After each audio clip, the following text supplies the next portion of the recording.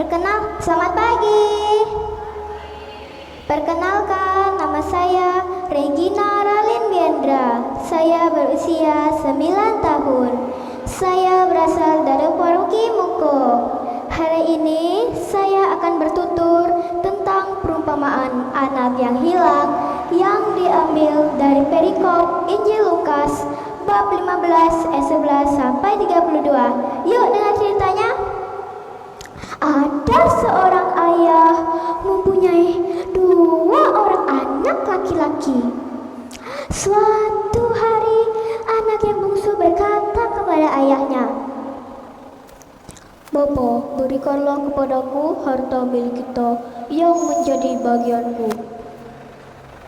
Karena permintaan anaknya yang bungsu itu, sang ayah akhirnya membagi-bagikan harta kekayaannya kepada kedua orang anaknya.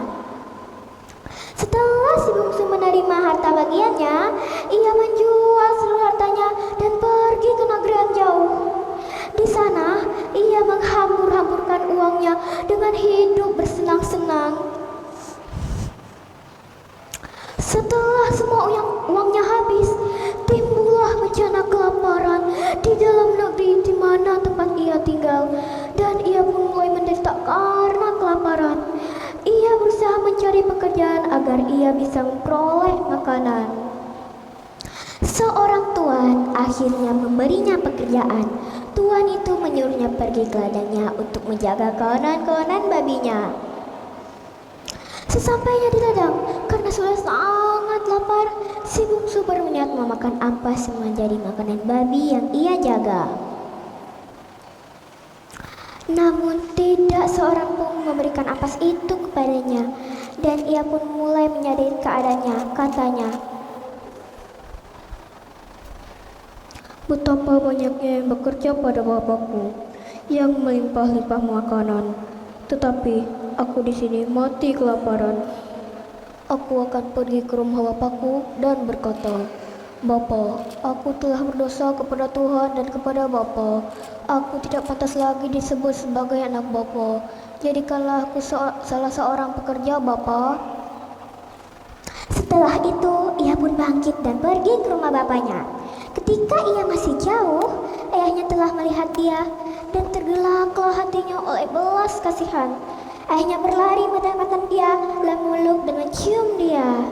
Setelah itu berkatalah anak bungsu itu kepada ayahnya,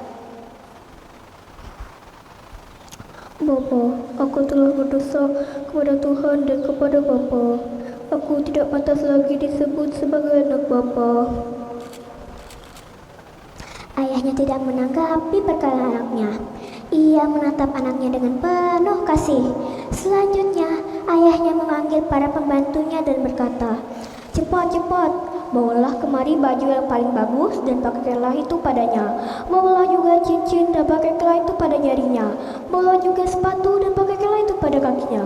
Lalu ambilkanlah anak lembu yang paling gemuk, masaklah itu dan marilah kita makan dan bersuka cita, sebab anakku ini telah mati dan menjadi hidup kembali." Para hamba segera mempersiapkan apa yang diperintahkan oleh tuannya. Setelah semuanya siap, mereka memakan dan bersukaria. Ketika mereka sedang makan dan bersukaria, datanglah anak sulung dari ladang. Ketika ia sudah dekat dengan rumah, ia mendengar bunyi seruling, nyanyian serta tari-tarian. Dan ia memanggil salah seorang pembantu dan bertanya, "Apa yang sedang terjadi?" Jawab pembantu itu, "Adikmu telah pulang, dan ayahmu telah memotong anak lembu yang paling gemuk, karena adikmu pulang dengan sehat." Mendengar itu, marahlah anak sulung itu, dan ia tidak mau masuk ke dalam rumah. Ayahnya mengetahui bahwa anaknya yang sulung itu marah dan berkata, "Telah bertahun-tahun aku bekerja bersama Bapak, dan belum pernah Bapak memberikan seekor anak kami untuk makan bersama sahabat-sahabatku. Tapi baru saja datang anak Bapak yang telah menghambur-hamburkan harta kekayaan Bapak, dan Bapak memotong anak lembu yang paling gemuk untuk dia." Kata sang ayah kepada anak sulung itu, "Anakku, kau selalu bersama-sama dengan aku, dan segala kepunyaanku adalah kepunyaanmu. Kita pantas bersuka cita dan bergembira, sebab adikmu itu telah mati dan menjadi hidup kembali. Ia telah hilang dan didapatkan kembali. Sekian cerita dari saya. Jika ada perkataan yang salah, saya mohon maaf. Terima kasih dan selamat pagi.